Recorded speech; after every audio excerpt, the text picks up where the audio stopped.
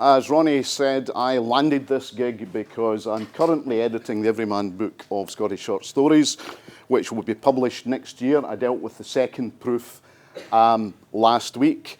And the brief of the Everyman Classic series, because it goes into print simultaneously on this side of the Atlantic and also America. They sell tens of thousands. I don't get very many royalties, unfortunately, but it sells big. The brief is to speak to a popular audience. And I think I'm trying to do that in this collection, in this anthology, but also trying to do some other things.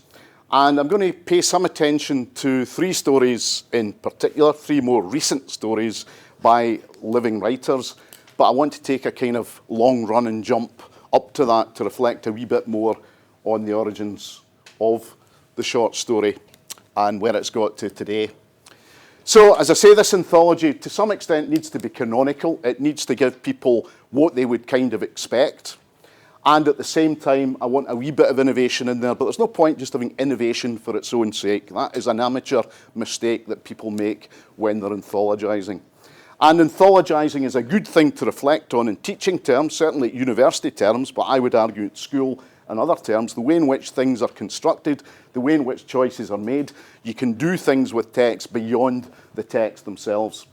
So I gave myself the mission statement when I agreed to take this project on, that I would go from the birth of the Scottish short story, which was quite easy, given that Walter Scott is heavily involved in that, to the pandemic. I wanted a story about the pandemic, but it wasn't clear to me that there were any good stories about the pandemic produced in Scotland or anywhere else, but I found one wonderful story by Andrew Hagan, Keepsakes, in the New York Times Magazine. Very interesting that the New York Times Magazine should publish that story. It has a reach of about 1.6 million. It's the Sunday magazine. It's a place where Andrew and others have pioneered the long-form essay, which in many ways I think is a new genre that we're not quite aware of, but also one of the few places that mass produces today short stories for supposedly wider popular appeal. And it carries on a tradition that I'm going to allude to in a moment, because the invention of the short story, if you like, is very much tied in with the periodical press and the rise of that press, particularly in the 19th century. A couple of wee remarks about the selections, because I know I'm going to get slaughtered on Twitter and I don't care. Two changes were made. Well, actually several changes were made, but two that I'd want to point out. Bernard McLafferty, who's a lovely man, a great short story writer, one of the two best Scottish short stories, if Bernard is indeed Scottish, and I don't want to decide either way. But I had chosen Walking the Dog, and Bernard's very nice, polite man, always very cooperative, nonetheless objected. And he said, could you not choose another one? Because that one is too much about Northern Ireland. So he said, you know, I'm a Northern Irish writer in Glasgow for many years, and you've chosen a Northern Ireland story. So I gave in, and I've chosen a Scottish subject matter one. That drove a coach and horses through one of my shticks in the anthology, which is to say that Scottish writing can be about other places as well. But nonetheless, we do have Scottish stories about other places. So we changed tack with Bernard. And the other thing I want to say, Jim Kelman, with whom I have a very good relationship, Jim didn't want to be on because he said he didn't want to be in an anthology with Scottish stories because that pinned him down as Scottish. And I'll leave that logic hanging there. So certain pragmatic changes were made. Now, as a grumpy middle-aged man, I hang out with other grumpy middle-aged men probably too. And one of them would say that when I do this kind of stuff, this is my so what slide, because this is sociology. What do you want to do sociology for? But I thought what I would do, because I didn't want to choose the selection of stories on the basis of sociological identity. Nonetheless, if I'd been choosing the stories and they were all blokes, I would have known I had a problem. But at the end of that, I wanted to reflect a wee bit on what I had. Basically, I had enough for 2 volumes. Very reluctantly, I included George MacDonald, principally because his rather abstruse Victorian religious material is a difficult sell. J.M. Barrie, Neil Munro, sorry, Ronnie, Agnes Owens, George Friel and Ronald Frame. Ronald Frame is a short story writer and a writer in general I admire immensely. The other thing we really need is the Bishop Briggs revival of George Friel, because that fine place to the north of Glasgow does not realise that it's sitting on an absolute gem. Many of the papers are there in the National Library of Scotland. We need a new edition of George Friel. It won't be Ali, it won't be me, we've got other things to do, but someone should be doing it. He's a bloody stupendously good writer, but he doesn't fit in for reasons that I'm not going to rant on about just now.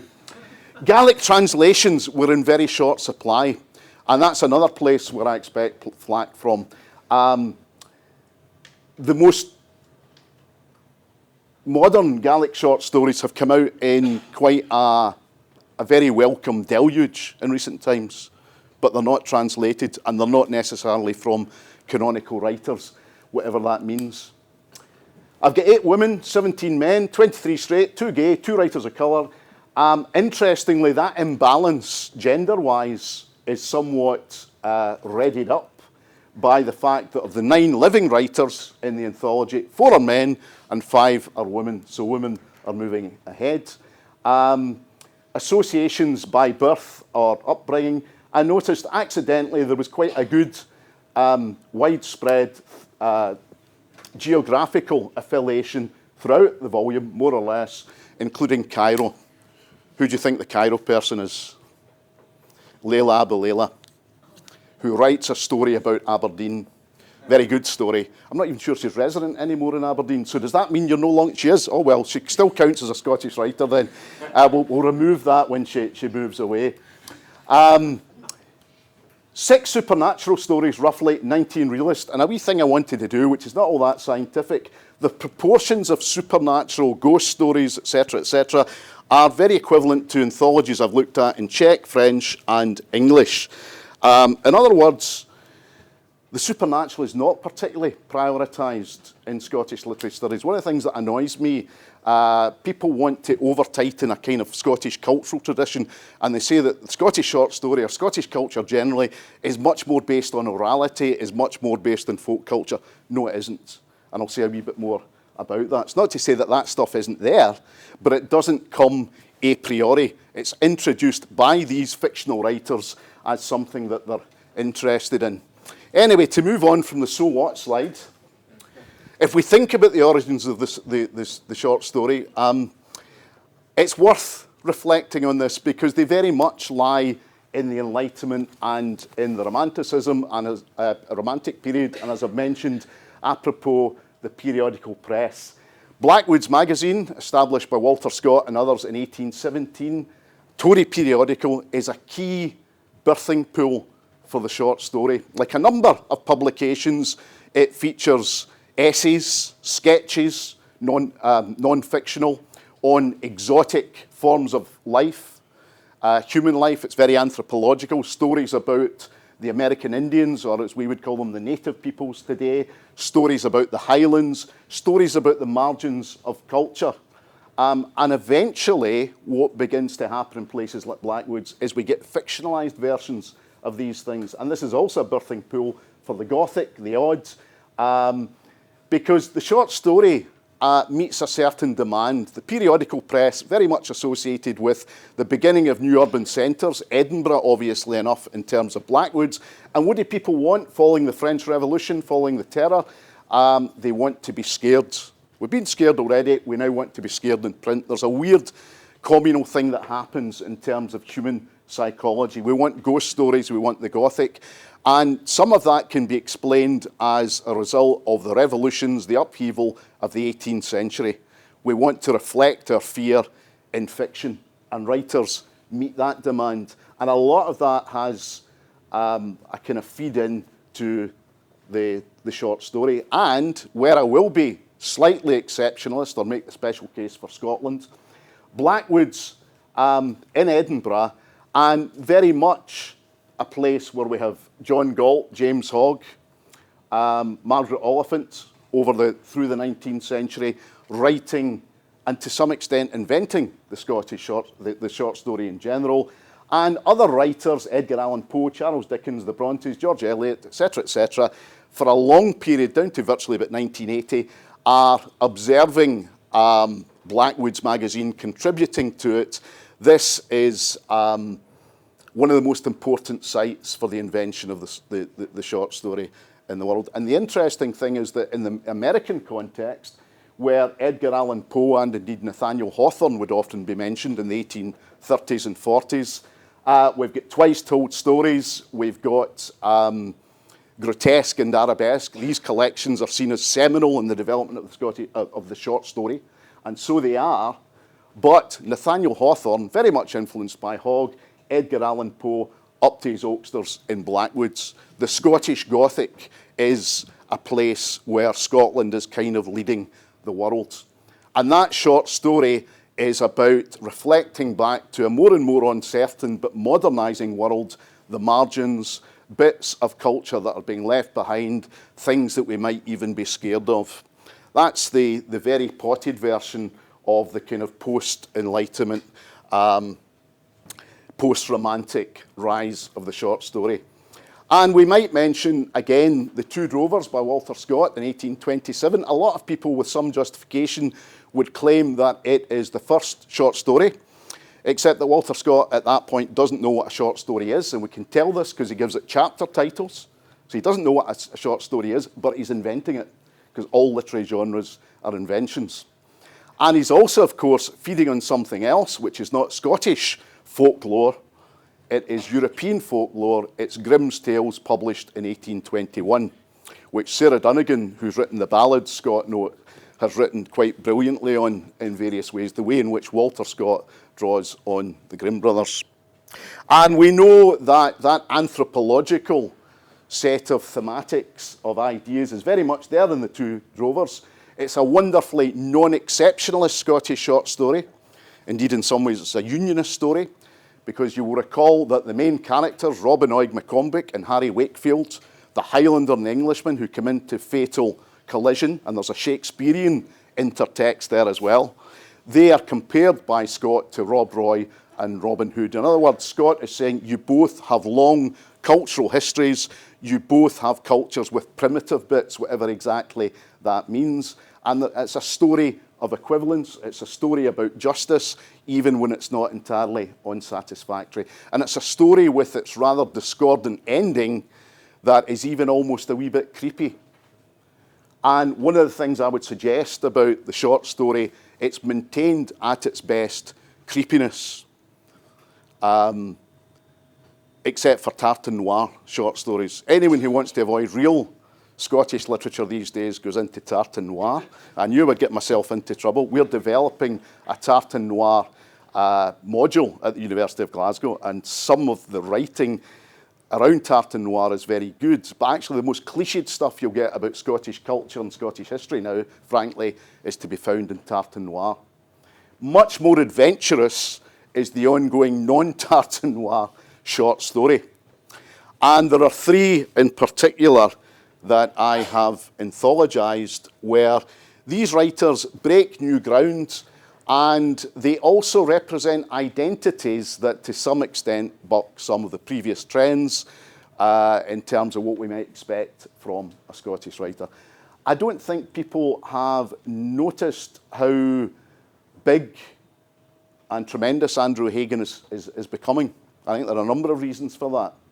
Andrew Hagen now genuinely can be talked about in the same breath as the likes of Willie McIlvanney, John Galt, other Ayrshire writers.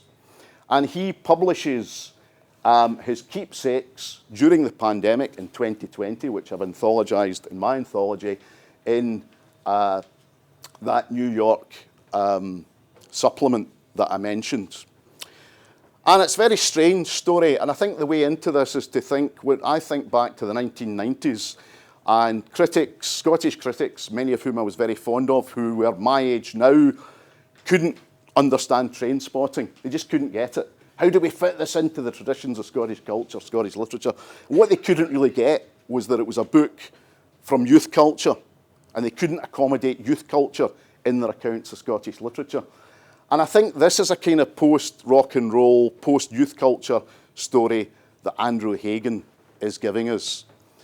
And it's typical of all three of the stories that I'm going to tell you a wee bit about briefly, in that the symbolism, the meaning is a bit over-determined. It's quite a difficult story, although very readable. That's the thing about all three of these stories. They're quite difficult, but very readable, and I'll say some more about that. I always say to my students, when you're struggling with fiction, your best friend is Vladimir Prop, the Russian formalist or structuralist, because Prop basically argues that there are 31 functions in narrative, and he looks at these apropos folktale, but you can apply these to fiction. And these structures are things like absence, villain, mediation, where people get into conversation. Those 31 things, if you've got a story that is mystifying you, turn to Vladimir Prop, and always you will find that you can begin to make sense of the story structurally. That's because there are only so many narrative lines. I always say to my students, it's like folding a piece of paper once, twice, 3 times, 4 times, 5 times, 6 times, 7 times. The 8th time is impossible. There is no more. So this notion that writers are great people, and occasionally they can be great people, the notion that they, like Walter Scott, the notion that they are sites of pure invention is nonsense. You can always work out in narrative terms what's going on in terms of the structures. And Vladimir Prop, if you don't know his work, I would recommend it. Even the Wikipedia version will give you the quick guide to doing that. Wikipedia, our second best friend after Vladimir Prop. Keepsakes is a story about a young gay man called Lofty Brogan, and his gayness is very much incidental. It's interesting that it's not touched upon. Gayness is not really a theme.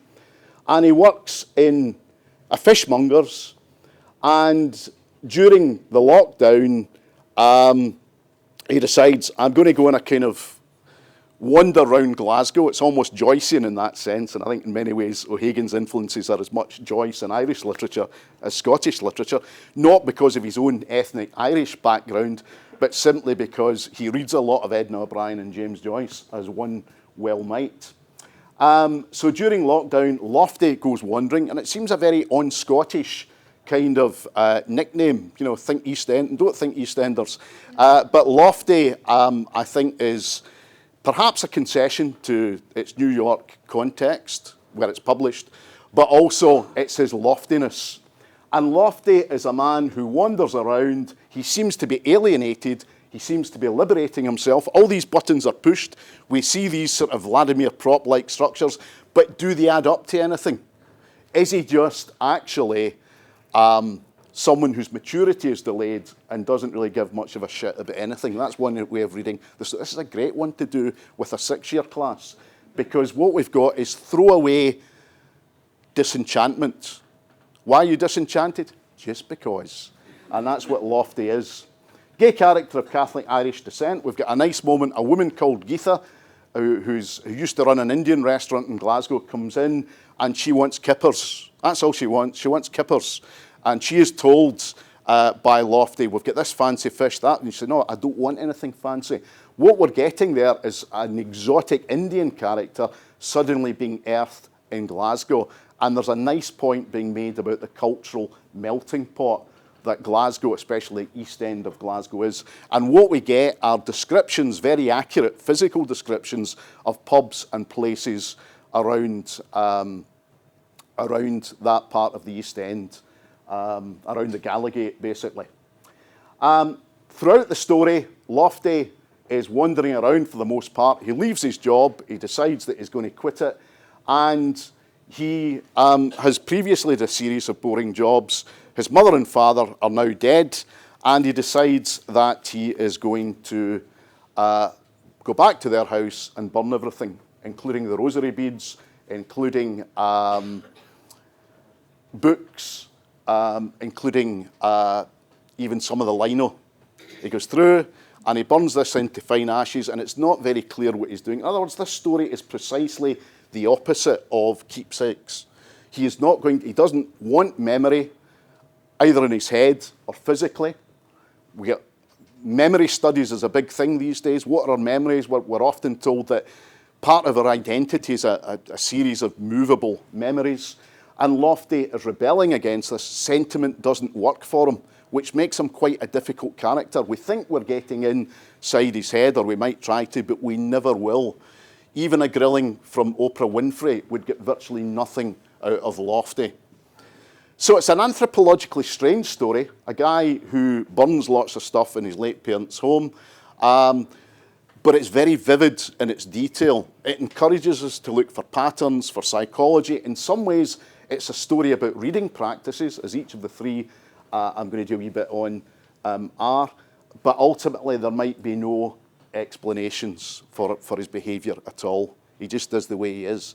And that is, I would suggest, quite an interesting thing to do with even early university students talking about post-youth culture alienation. We're left with a character we can't understand, and I cannot help but think of Andrew's own experiences breaking his reputation, making his reputation with the horrible Bulger case, where, you know, what is the motivation of these folk? He also was driven to distraction by being employed for a period as Julian Assange's biographer, a wonderful account of that in the London Review of Books. And at the end of the day, it's quite clear that Andrew says, I do not understand Julian Assange at all. I cannot have any empathy, sympathy with him. I do not get what's going on. Well, Lofty, I'm not claiming that Lofty is a version of Julian Assange, but he is someone who is impervious to psychological interpretation by us, by the readers. He falls out with his brother, he falls out with everyone essentially. The one time Lofty went to see him, his brother, they nearly had a fight in the middle of Notting Hill Gate after drinking at a private club. Dan started shouting in the street about Lofty being toxic and self-righteous, unreachably angry, whatever. Lofty spat on the ground right next to him. Their mother later told Lofty she'd heard about the argument. He knew that she and his brother agreed it was Lofty who had the problem. They were on the same page or into the same books. They used words like dysfunctional. People had issues. What we've got here is Andrew indicating that in the early 21st century, a lot of our usual psychological Oprah Winfrey sort of toolkit is now somewhat threadbare. This is a story that says, can we really understand one another? And I think it fits in with what was coming, which Andrew couldn't completely see, which was lockdown, and the way in which we were going to be forced to think again about connections, lack of connections, etc., etc. I'm really not doing justice to it. It's typical of Andrew in being, there's three things going on, and I sometimes say to, and this is the same for the other two stories as well, and I often say to my students, if you want to do a bit of practice writing, creative or otherwise, do something that does three things. First of all, and this can just be a paragraph or two paragraphs, write about something difficult, but do it clearly, and then don't explain the difficulty.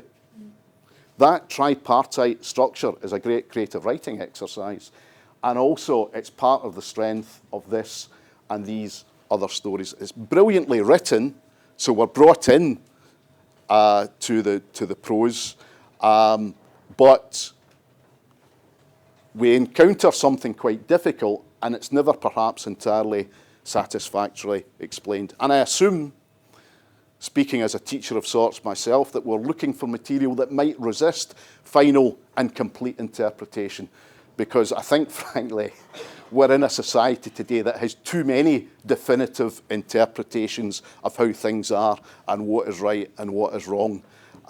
This is a story that challenges a bit like Trainspotting. You can compare Lofty a wee bit as a kind of miniature Renton in Trainspotting. Now, another great stylist, Ali Smith, like Andrew Hagan, of Catholic background, but not this time from Ayrshire, but from Inverness-shire. And I've chosen Fidelio and Bess. And this is a mashup, both in musical terms and in literary terms. It harks back to some of the experiments that Muriel Spark, our greatest short story of all, she is my favourite, if you get the reference.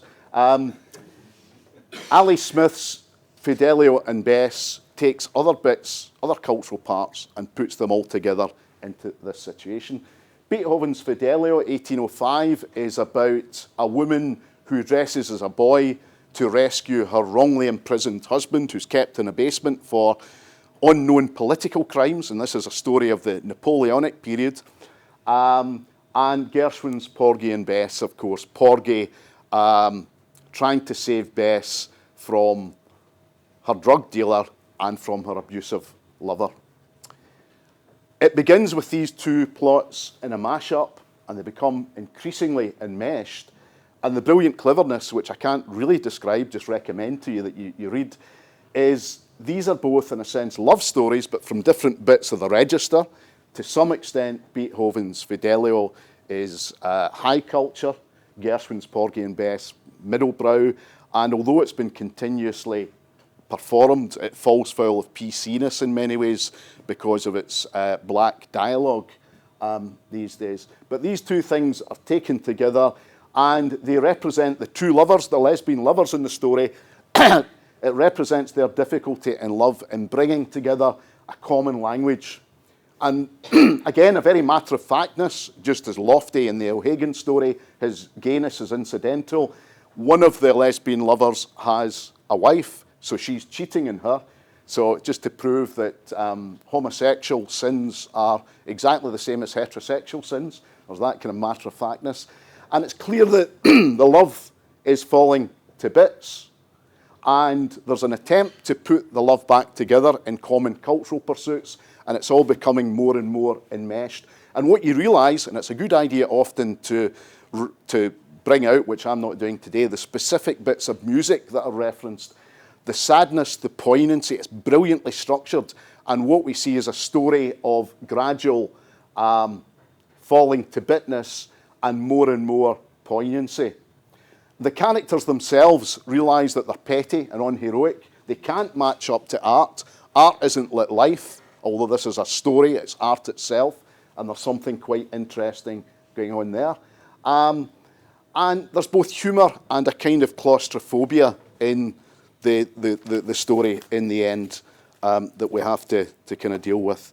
And that typical Ali Smith prose that is very brilliantly, I knew they were somewhere. We are doomed as a couple. We are as categorically doomed as when Clara in Porgy and Bess says, "Jake, you ain't planning to take the Seagull to Blackfish Banks, is you? It's time for the September storms." No, the Seagull, a fictional boat moored safe and ruined both at once in its own eternal bay, is less doomed than we are. We're as doomed as the Cutty Sark itself, tall, elegant, real, mundanely gathering the London sky around its mass and making it wondrous, extraordinary for the people coming up out of the underground train station in the evening. The ship of history, gracious against the sky for all the people who see it and all the people who don't even notice it anymore because they're so used to seeing it, and just 2 months to go before there'll be nothing left of it but a burnt-out hull, a scoop of Scots plank work. We are doomed on land and doomed on sea. The throwaway, playful, poetic, we're doomed on land, we're doomed on sea. This is a kind of dance, a mashup, an opera, a popular romp through the disintegration of love. And it's quite clear that when you read it properly, what's being hidden underneath all this overwrought symbolism is a lot of pain. And the brilliant trick is that we've got pain and we've got joy at the same time, and that's where Beethoven's Fidelio comes in, because that ends with the Song of Joy, I think might be a literal translation, where people get together and celebrate the new political reality of Europe. But they're trying too hard, because anyone who knows their history, there is not going to be political joy, at least not for some time. It's a story that's claustrophobically emotional without saying very much about emotions. And very much what we have is a narrative voice that talks about you said, I said. It's almost childish in terms of the kind of narration that we've got in the collection, the first person. And that childishness at times of the two lovers, as all lovers probably possibly have, is very much a long way down from the cultural references. So Ali Smith's Fidelio and Bess, it's like Andrew Hagen to some extent in replaying certain ideas about meaning and so on. it riffs on the idea of meaning. It riffs on the idea, here's a story, can you work it out? And the answer to that is yes, we sort of can, but it's quite difficult to work out definitively. The third story that I've chosen that falls along these broad sort of lines of being very clearly written but quite ambiguous and leaves us with a kind of creepy feeling. All three of these stories are creepy, not really supernatural, but the creepiness pertains true to the origins in Blackwoods and elsewhere. Because I think if we read something like The Two Drovers these days, it's a great story, or James Hogg, we're all used to it. Yeah, all right, a justified sinner, tick. Devil appears, tick, tick, tick. We've got the Scottish stuff down pat. It doesn't do much for us anymore.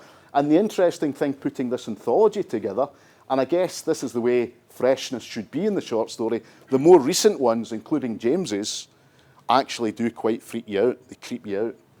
Old Mortality, obviously enough, riffing on James Robertson's interest in Walter Scott, the novel The Tale of Old Mortality, I better say, having been trained in the Edinburgh edition of the Waverley novels. And on like Robert Patterson, the stonemason, or the amateur stonemason who goes round maintaining the Covenanters' graves, the big bit of Scottish cultural history, so we don't forget. Instead of that, the man, Patterson, who might have been found dead in a snowstorm, still at his duties. Instead of that, we've got a tramp with his chisel in a Tesco bag who's found drunk on a gravestone by Alec and Liz, who are visiting Alec's ancestral graveyard. He has relatives buried there. The tramp in Smith's story comes alive. We don't necessarily need to know the patterning with Old Mortality, but it's useful enough to know that. Instead of being dead, he comes alive, and he's not preserving the stones. He's doing something else that we'll come to in a minute. And James Robertson is a great wielder, deliberately, of cliche, of stereotype for artistic effect. Alec and Liz is pregnant, they're in the graveyard, she's got heightened pregnant sense, is kind of what we're supposed to get. And at first she says, I feel empty. Alec is worried that the baby has gone, that typical realistic anxiety. But she also, stereotypical female, and he's a stereotypical male, feels they're being watched. And Alec says, you're just being creeped out by the graveyards, you're buying into the mood music, turn it down. And then they encounter the tramp, and she says, I told you we're being watched, except they weren't really being watched because the tramp has been lying drunk. In many ways, this is a story about the imagination. And here we don't have the national imagination. Throughout Republics of the Mind, the James Robertson collection it comes from, there's one story, Republic of the Mind, about an election incident, and it's Republic plural, and elevated into a collection becomes Republics plural. And in many ways, very cleverly, James Robertson is often writing about big national things, and he's very interested, as we all probably are, in Scottish culture, Scottish history, Scottish politics, but a lot of it sort of collapses into a personal kind of story. And that is what happens here. There are smaller and bigger realities than the national story. It turns out that the tramp is doing something rather different, as I've said. He is not maintaining the stones at all. And just before that is revealed, we've got Alec's smugness as a story about death and life. And he takes a certain comfort. I like the idea of complete oblivion in the grave and complete finality. This is great for a wet Saturday morning. Except I can't quite believe in it because I've never been able to give up a belief in God, try though I might. Down below, where his forebears had been, it was empty. He felt that all right, and there's the deliberate parallelism with his wife or girlfriend, wife-to-be, feeling empty. It's a story full of echoes, and you think, do they really add up? He felt that all right. Their minds and bones long since crumbled away. Ideas and work and knowledge and endurance, all mince for the worms. But there was a comfort in that. One day there'd be nothing more to face, to deal with. He thought of the morning, Monday, and how tired almost immediately he would be. And he's getting set up for a fall because the thing that shocks him, the man who says, oh, such a comforting thought to be completely forgotten about, to be completely worn away in the grave. In fact, the tramp is effacing recent graves. Right? Now, he might be a man who needs a kind of community in the care order or something, but he's doing something quite shocking. He is vandalising graves. And understandably, as most of us would be, Alec is outraged. How dare he do that? But in a way, there's a kind of contradiction with Alec's view that after death, we're all forgotten about. And of course, in visiting his ancestral graveyard in the first place, he is trying to hang on to something that's to do with continuity. In fact, death is as uncertain as life, and he doesn't like either of these things. It's a story, ultimately, which is quite existentialist in that sense. And, as I say, very clearly written, as the other two are, which ends, the graveyard that they visit is on a firth. It could be the Cromarty Firth. It might be in Aberdeenshire somewhere. And he's looking out at oil rigs. And the story ends, he took a last look at the firth before swinging the car round. The lights on the oil rigs stretched towards them across the water in wavy amber lines. And by this time, the man has disappeared. Is it supernatural? Probably not. He's wandered off, and the couple are very uneasy about what the tramp's been doing. The rigs could have been giant floating houses, each one with giant children running up and down stairs, and a man and a woman of ordinary size coming home from work, exhausted, dividing the labours, one tidying rooms and drawing curtains, while the other prepared dinner for their giant children. But it was an illusion, a childish fancy. They were just oil rigs waiting for the signal from someone hundreds or maybe thousands of miles away that would send them back out to sea. It's a story about the smallness of humanity in the grand scheme of things, and the difficulty that we have accepting that smallness. And the short story's always been very good at that.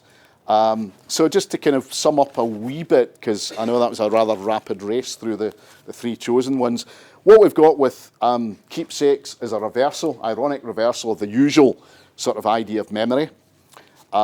People wanting their own identity. Maybe he does want his own identity, his own individuality, but he goes about it in a very destructive way. Fidelio and Bess is a story that mocks the story. In fact, all three of these stories mock the story, which is suitably postmodern or post-postmodern. And what we've got is Old Mortality, which riffs on intertextuality, which takes a story that most of us will be aware of and does something different with it. All three of the stories are, in a sense, post-moral, not to say there isn't morality, but they settle into a world where we are apparently less sure of moral categories. All three of the stories retain that dissonant patterning, that coming together of different things that we see in the short story. And this, by the way, is sod all to do with the Caledonian Ancizity, which doesn't exist, and anyone that says it does will be promptly shot. It's about the difficulty of writing. Each of these are about the difficulty of writing, the difficulty of interpretation. And I think too often as teachers of all kinds, we want stuff that we can surely interpret, that we can take out the cupboard, and we know the game, we know the meaning, and we can dish it out after we've had a chat with our students or pupils. Actually, with these suitably 21st century stories, there's the opportunity to leave things indeterminate and say, we can't have any finality in terms of interpreting what themes and ultimate meaning or semantics are. So I could have chosen cheerier ones, because I think the only short stories that don't do the creepy thing are comedies, and Muriel Spark is great because she does comedy and creepiness at the same time.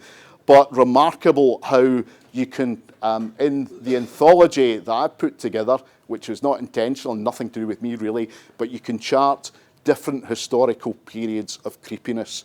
So do embrace the short story as a suitably regular dose of creepiness, and I'll end it there. Thank you.